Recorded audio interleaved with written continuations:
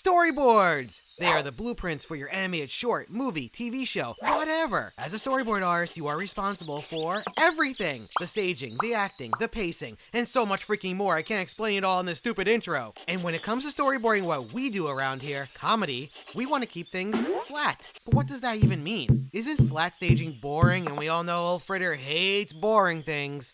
Well, because Fritter's so smart in the head, I know that from looking at all the storyboards in the world, that artists, as talented as they might be, are getting a little confused and maybe even frustrated when their cartoons don't turn out funny. There's techniques out there for each boarding style, so let me just explain the ways of boarding funny cartoons with beautiful flat simple staging. So whatever, let's just go. Oh wait, I almost forgot sub bug! Like and subscribe, and let's go storyboard. Wait again! Before I get into all the tips and tricks, I want to blow my wad right here and give you the biggest, most super duper tip, and this goes for any type of storyboarding style, and that is storyboarding with clarity. Clarity.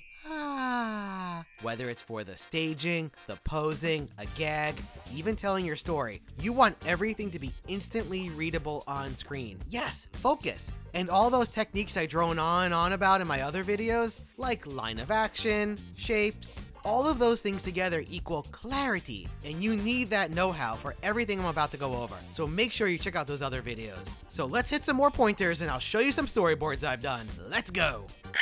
A lot of board artists like the flashy, crazy dynamic shots, weird up and down angles and poses, and the most insane sick camera moves you have ever seen. For the type of boards we want to do, just straight up funny cartoons, don't worry about any of that. You want to keep your staging flat and simple, not complicated. So why do this? Above all, you are telling a story. The story must have focus and lead the audience. Oh, and you want to tell jokes too. Jokes are going to be lost if the camera is angled up at your character's chin or pointing down at the top of their head for no reason. So ask yourself, what is the clearest way I can tell this story or gag?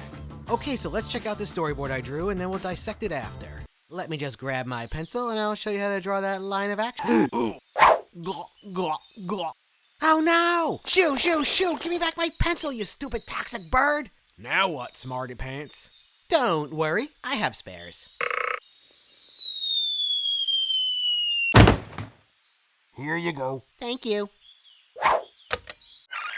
First, let's talk horizon lines. Putting the horizon line low lets our characters take up most of the middle of the frame, making it nice and clear for the viewer to see them. But importantly, this horizon line is the basis of flat, simple staging. Our characters come in from the left, stay in the middle, and then stop. Nothing complex going on, so again, it really lets our viewers focus on the characters. Now let's get into more detail, but just real quick, shout out to zip pans. Without that zip pan, it might be a little confusing to connect that the next scene is what I, Fritter, is looking at. Zips are an excellent cheat. Okay, back to the action. This disgusting bird. Again, low horizon line, and making the bird in the center of the frame gives us focus. We can clearly see the gag of the bird swallowing the pencil. Okay, I'm in a medium close-up here, but notice how subtly I am angled. If I was up and down, I would be stiff and I would have no energy. Little things like this, using that line of action, go a long way. Also, popping into the frame instead of just cutting to me is very cartoony and stupid, and gives the scene a lot of energy too. I went with a shot like this so we can see it from Smug's point of view a little bit, otherwise known as his POV. Earlier, Fritter getting the pencil was to show Smug how to draw, so we don't want to cut away from Smug because he is integral to the story and he's kind of watching things unfold. And I drew a grid there on the ground. I hate grids, and I think they are super overused these days. People putting them in the sky and stuff, but I'm doing it here to teach you guys. Let's talk about the scene composition. I highlighted the big, medium, and small elements. Smug, Fritter, and that nasty bird. Because this scene has some action in it, we have to be extra clear what is happening, so they are all clearly shown in a straight line, evenly distanced with no one blocking one another. We also don't cut around the Smug. Instead, just having him deliver his line right there lets us hang on Fritter and see him sadly see his pencil fly away forever. The camera move, a truck out, reveals the branch lever. We don't want that in the shot the whole time, looking like an obvious giveaway, so the camera revealing it to the audience is a nice simple way of hiding it until you need it. Also, because Fritter goes to grab the branch, that action also motivates the camera move. The pile of pencils I drew is nice, round, and simple. When Smug sticks his hand out holding the pencil, we can also clearly see it. A nice silhouette there. So the popping gives a little something interesting, a bit more energy. My pose also has a nice silhouette, so remember, the overlying theme with all of this here is clarity. Now, is there a world where super sick camera moves and wacky staging is cool? Yeah, I guess so. For big expensive movies where they have super huge budgets and have complex stories and the artists have all the time in the world to redo the things over and over again until it's right. But for our purposes, funny cartoons that are usually short form, a couple minutes long, that are on YouTube or TV, we don't need any of that. Just keep it simple. Flat staging is also the basis for all these other boarding styles, so starting here is a good idea. A question might arise, how will I know how to do any of this? Follow your characters. Your characters will set the tone, the tension, the jokes, everything. Let them lead you from one shot to the next.